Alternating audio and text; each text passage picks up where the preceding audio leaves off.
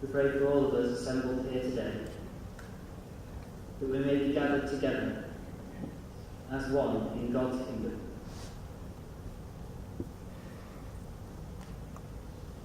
We pray most especially for the close family and friends of Anne.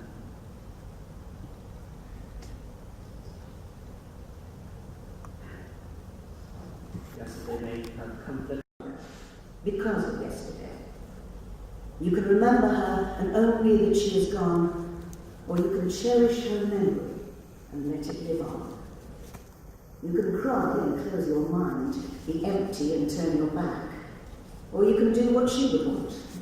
Smile, open your eyes, love, and go on.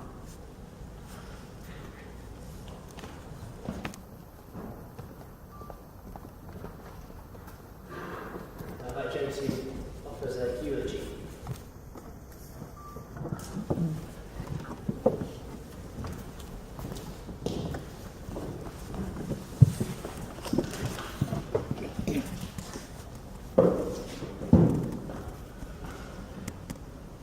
I'd just like to thank everyone for turning up today. I can't believe London Crypt here.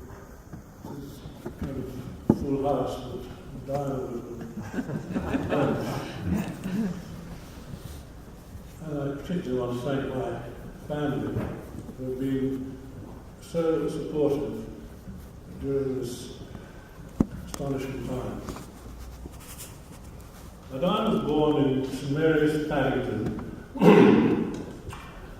on the 16th of June 1936, and I knew very little of the details of her early childhood until I read only last week the story of her life that she was writing for Julia's request, because she wanted the story of our family to continue.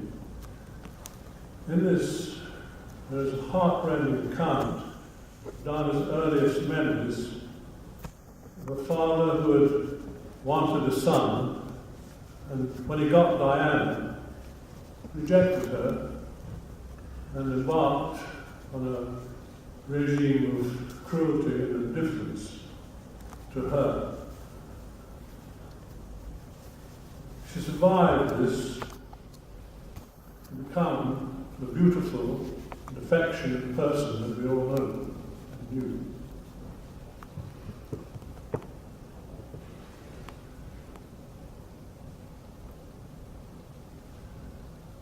We all know that the woman she is has been largely due to her wonderful mother, the love of her wonderful mother, and her own inner strength of character, even as a tiny child. She was found out to aged, eccentric grandparents of 2½, and was subsequently packed off to boarding school she really hated, living a lonely and emotionally deprived and unnatural existence during, of course, this was during the war when things, in fact, were difficult anyway. At 11, she won a bursary to a fee-paying Godolphin and Latimer School in Hammersmith on the strength of an essay which was to be written on the subject of her choice. She wrote about what she knew, which was going to the dentist, which for a long period of her life was a weekly event. When she, aged 7, would travel from Staines to the school on the train all by herself up to Waterloo to meet her mother and go up to Portland Place where she had this orthodontic work going on forever. The essay that she wrote apparently appealed to the examiners, and she got into the Godolphin and Latimer School. And still, at that time, living on her own, her parents were always away. She had herself christened at Chelsea Old Church and subsequently confirmed at St Paul's Cathedral when she was about 17. This is the kind of person she was. Did it. She was very clever. She did very well at school indeed, very well. and she was offered a scholarship at age 17 to the Slade School of Art, which she didn't take up because she was also offered a place at the Central School of Speech and Drama. And so she embarked on a career in the theatre. Quality of her life at this time, although her parents had left her at 17, gone off to work in the United States, left her in a flat in Westbourne Park, and she carried on her own. And it was at this point, one memorable evening in 1954, when, sitting with my friend Fred in a coffee bar in Earl's Court, Troubadour, which, believe it or not, 50 years later is still there. And on our 50th wedding anniversary, me and Di turned up to this place. It was still the same place pretty well, with just a lot of kids instead of me. Anyway, I'm sitting there with my friend Fred, and these two girls came up and sat opposite to us. It was quite evident that they only had enough cash for one cup of coffee. Me and Fred gallantly offered to finance a second cup. Now, we got on really well, and we were commissioned at that point to paint a mural on the wall of Diana's apartment. We said we were pretty good at this kind of thing. In fact, we turned up on the point of evening, armed with bottles of wine, paintbrushes and so on. And unfortunately, we never got round to doing any painting because, well, Fred actually was drinking rather a lot of wine. And he fancied Diane. And I was left with her friend, Ed May. So although Diana, in fact, spent most of the evening on the telephone talking to her drama tutor, whilst Fred was massaging her feet. Anyway, we later became a bit intoxicated. Diana and I agreed to see him home.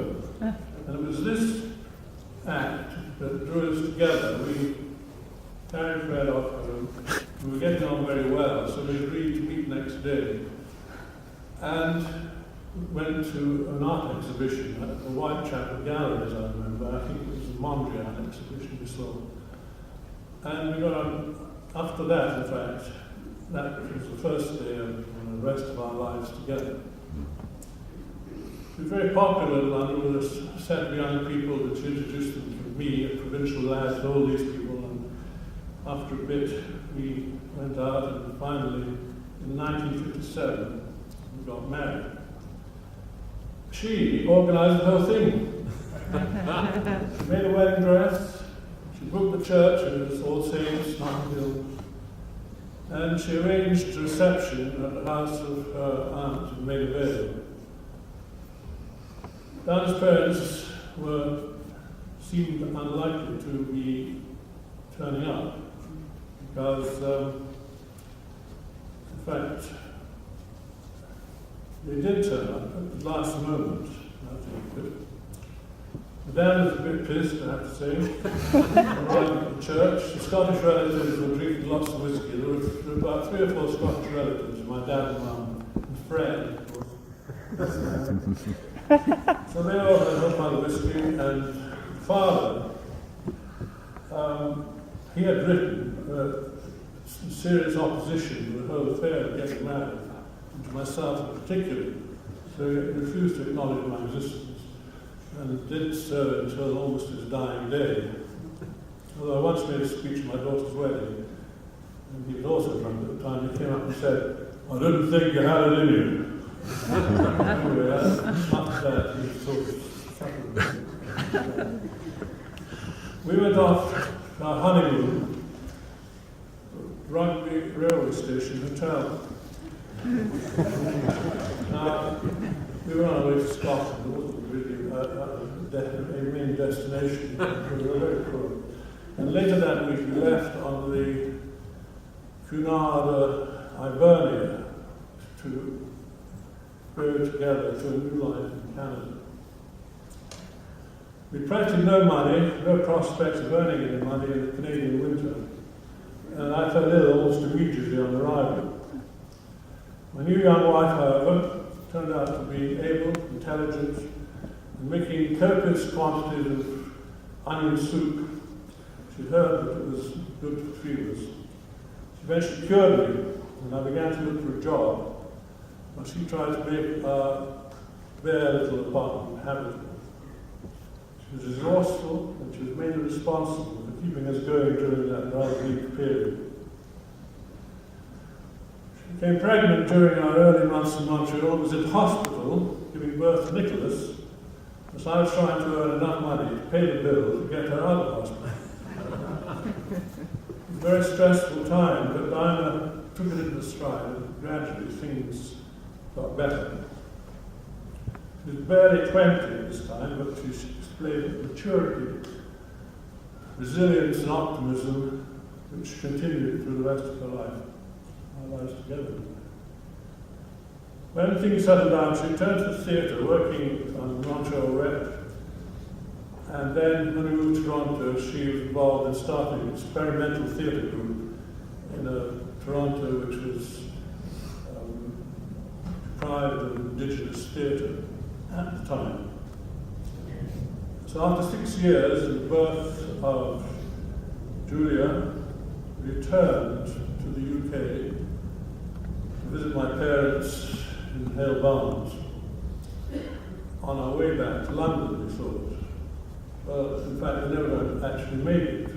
Spent the next 40 years living in Hale Barnes and Bowden. And Jeremy was living at that time.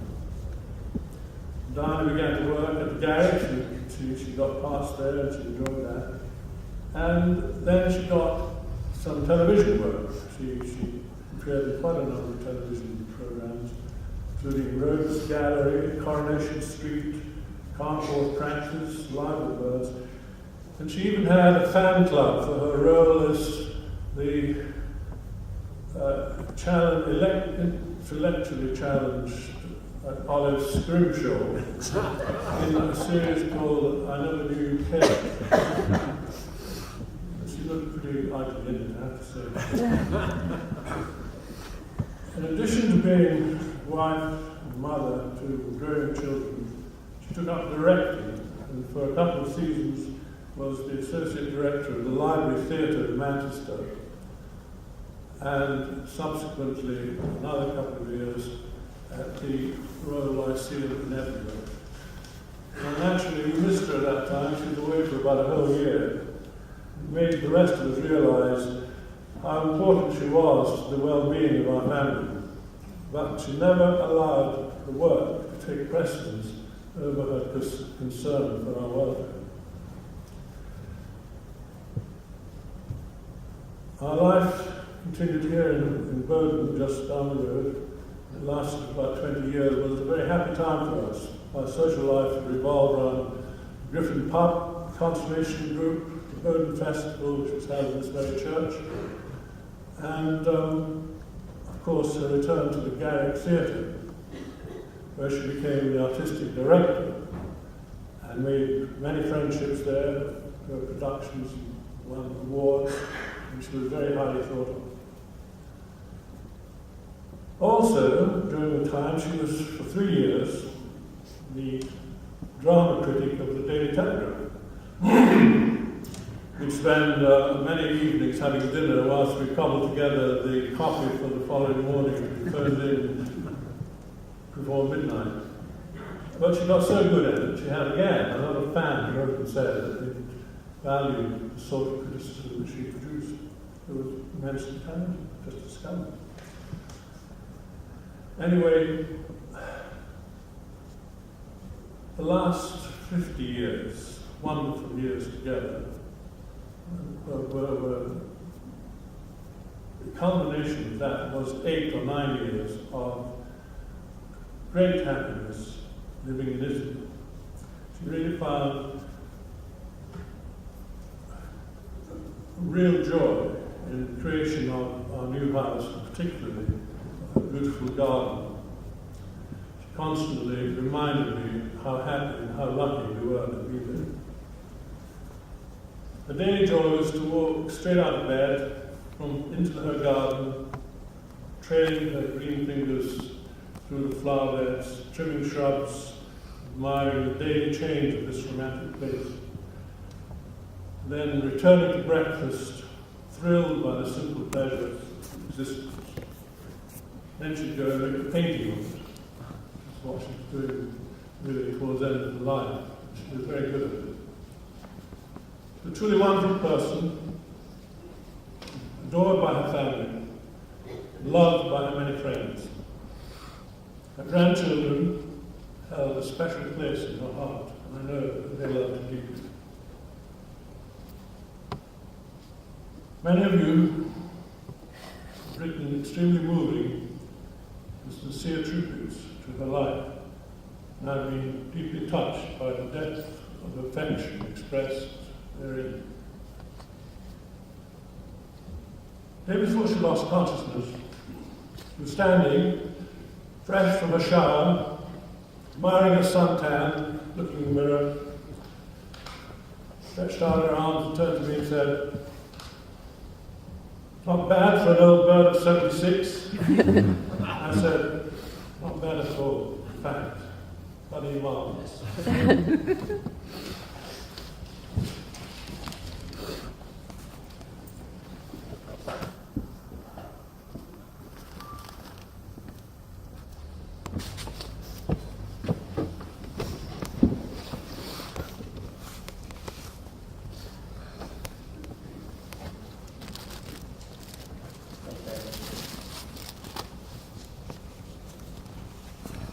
Can I get to sing a hymn, "The Lord's My Shepherd," famously taken from Psalm 23.